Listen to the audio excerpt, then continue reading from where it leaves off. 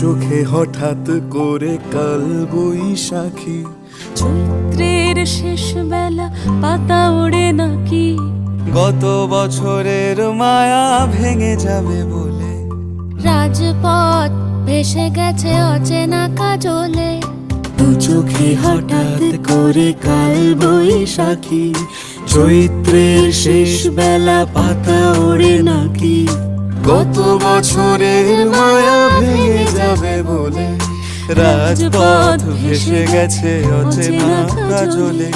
তুমিও অঝরে তাকে শুধু ভালোবেসো, এসো হে বৈশাখ।